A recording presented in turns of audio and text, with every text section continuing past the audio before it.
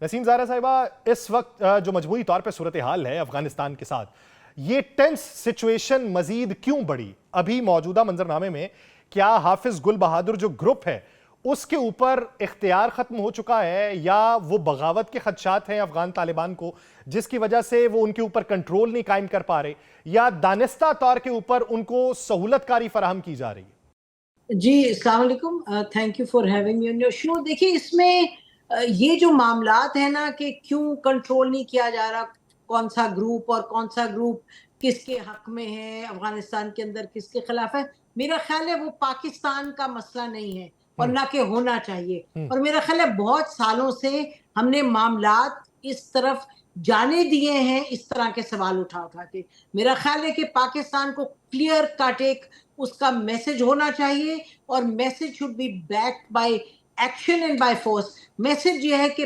پاکستان افغانستان کو بڑا اہم ملک سمجھتا ہے، ہمارے برادرانہ دوستانہ تاریخی تعلقات ہیں اور وہ اہم ہے ہمارے لیے۔ لیکن جو ریڈ لائن ہمارے لیے ہے، جو بڑی سخت اٹل ریڈ لائن ہے، وہ یہ ہے کہ پاکستان کسی صورت جو اس کی ٹیریٹوریل انٹیگریٹی ہے اور جو پاکستان کے لوگ ہیں ان کی زندگی پر، ان کے معاملات پر، ان کی پروگریس پروسپیرٹی پہ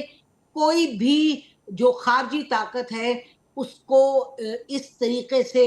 اپنی پالیسی نہیں چلانے دے سکتے جو کہ طالبان کی طرف سے ہم دیکھ رہے ہیں۔ ابھی اور کل کی بات نہیں ہے۔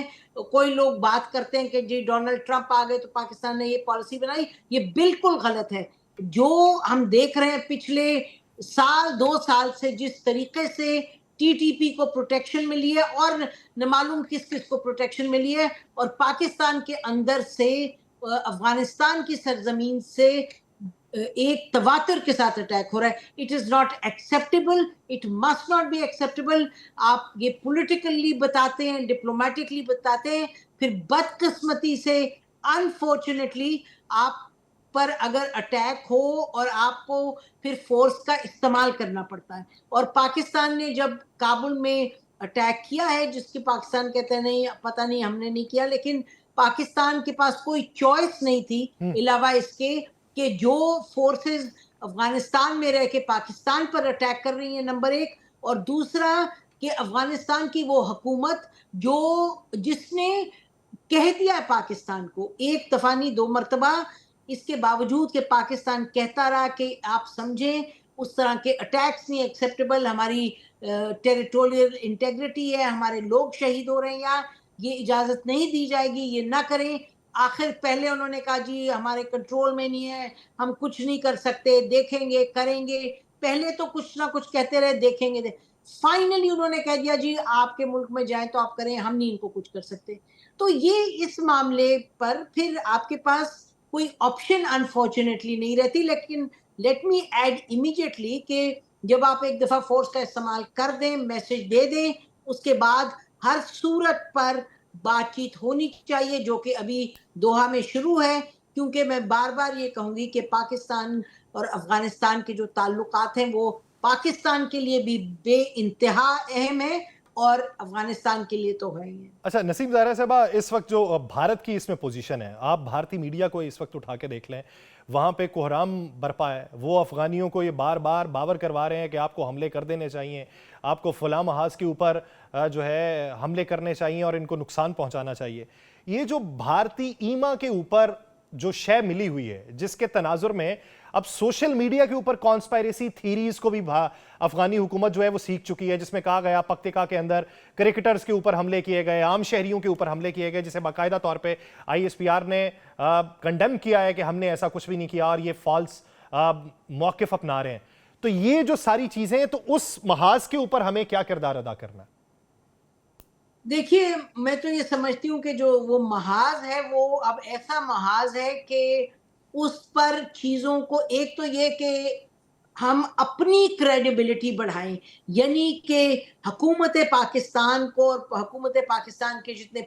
کے جتنے ادارے ہیں، جتنے ریاستی ادارے ہیں، تمام جو ریاست ہیں، اس کو چاہیے کہ جو فیکٹس ہیں اس میں ٹرانسپیرنسی لائے اور بار بار وہ فیکٹ سامنے لائے۔ یہ افغانستان نے جو اٹیک کیا، اور یہ بھی اچھی بات ہے کہ پاکستان نے یہ اون کیا، ایک حد تک اون کیا، یعنی آفیشلی نہیں کہ ہم نے کابل میں ہمارے پاس کوئی نہیں چاہ رہا تھا علاوہ کہ ہم جو لیڈر ہیں اور جو اس ٹیررزم کے ان پر ہم ان کو ہم اپنے طریقے سے ہینڈل کریں، اٹیک کریں، کیونکہ افغانستان نہیں کرتا. تو وہ ایک ہم نے بات کہی جو شاید ان دا پاس ہم کہتے ہیں نہیں ہم نے نہیں کہی کہ وہ ہم نے کی، کریڈیبلٹی ہماری بڑی. اس کے بعد انہوں نے جب اٹیک کیا، رات گئے اور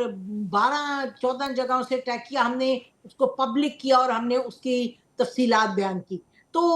اور اس کے علاوہ پھر ہم جتنی چیز کریڈیبلی ہم کنوے کر سکیں، چاہے سوشل میڈیا ہو، چاہے بین الاقوامی ادارے ہوں، چاہے پولیٹیکلی ہم آپ ملک کے اندر یہ بیان کریں، اور چاہے ہم جو ارد گرد کے ممالک ہیں ان سب کو یہ بات بیان کرتے جائیں، جو حقائق ہیں وہ سامنے لاتے جائیں. اگر اس طرح کی آپ چیز کریں گے تو اس کے بعد اب وہ کہیں کہ جی کرکٹرز مار دیے، جبکہ وہ اس علاقے میں کہا جاتا ہے کہ کرکٹرز ہیں، کرکٹرز فیملیز ہیں، ان کے تعلقات کن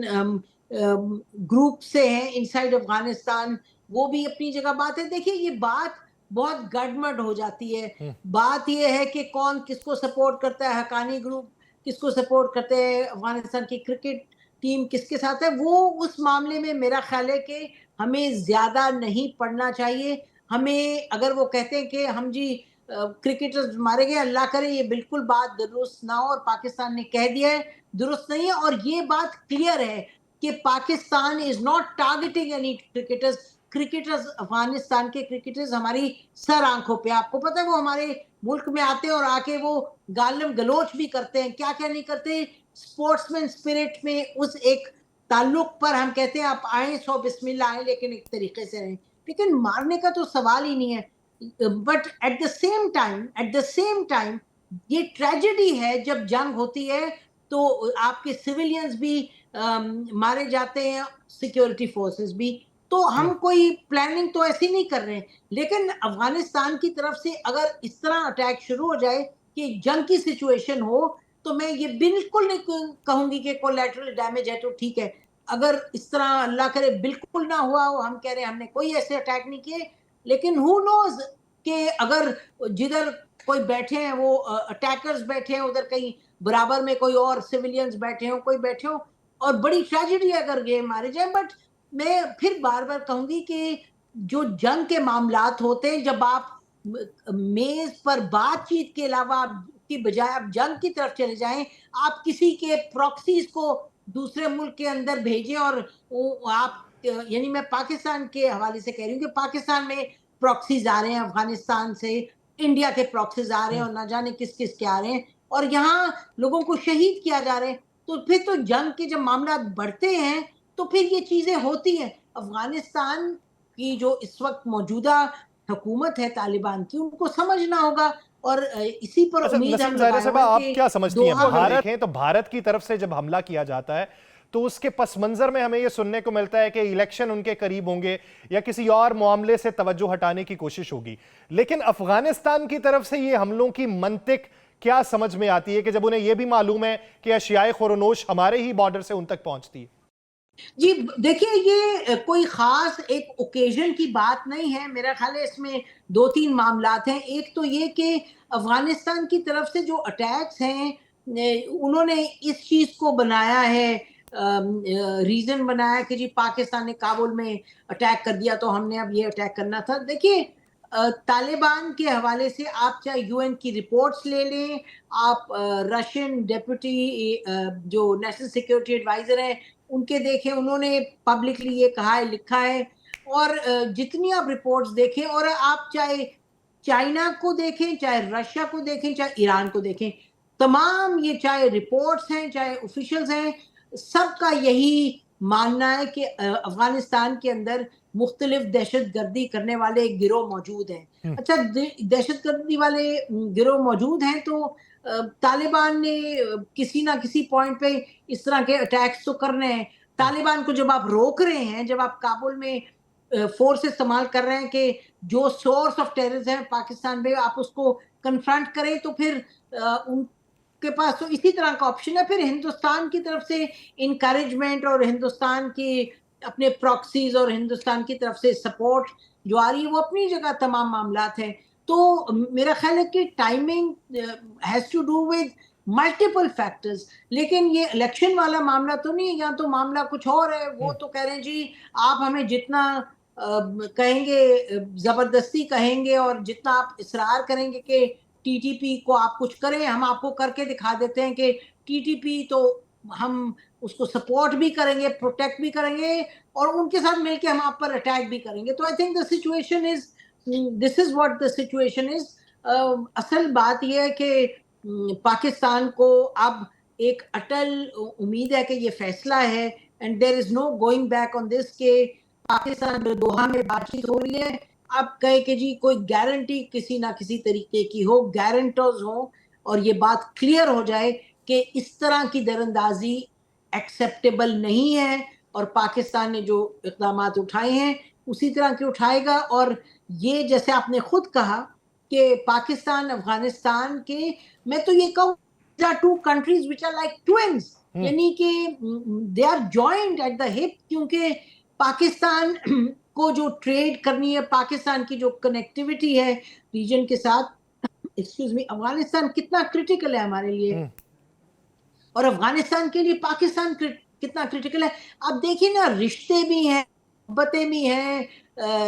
ये ट्रेड भी है, ताल्लुकात भी हैं, मिलना मिलाना भी है और देखिए 1100 तो किलोमीटर आपका बॉर्डर मिलता है। तो इसमें अभी आपको पता है कि ये बताया जा रहा है बाय अंडर वन एस्टिमेट कि कोई 12,000 ट्रक हैं दोनों तरफ जो इस वक्त फंसे हुए हैं, जहाँ के आपको पता है कि कॉन्स्टेंटली आना जाना रहता है, बिकॉज आपकी ट्रेडिंग उधर से भी इधर से भी इन्हिसार उसका तोरखम से। तो ये मामलात बड़े सीरियस हैं, बट इसको मैं नहीं देखती कि एक तो देखिए एक ऑब्वियस बात है, आप कहें जी वो चले गए थे अभी इंडिया जाके उन्होंने बातें की हैं, ये की हैं, लेकिन आई डोंट थिंक कि टाइमिंग का ताल्लुक उनके इंडिया जाने से, उनको इंडिया जाने की क्या जरूरत है। इंडिया तो वैसे ही मेरा ख्याल है किस लेवल पर वो तालिबान को सपोर्ट कर रहे हैं और तालिबान के थ्रू जो प्रॉक्सी वॉर्स इनसाइड पाकिस्तान। तो मेरा ख्याल है कि ये एक हालात उनके ऐसे हैं, उनकी जो इस वक्त सोच है, जो उनका एक तरीका है, जो उनकी सियासत है, जो उनका अपने आप को मुल्क को चलाने का तरीका है, उसी वजह से ये हालात इस नहजे हैं जहाँ पे हमारी सकाफत एक दूसरे से मिलती है, तजारत हम एक दूसरे के साथ करते हैं, हमारी रकाबत तो है नहीं। तो इस बुनियाद के ऊपर उम्मीद करते हैं कि दोहा में कुछ मुस्बत नताइज मिलेंगे।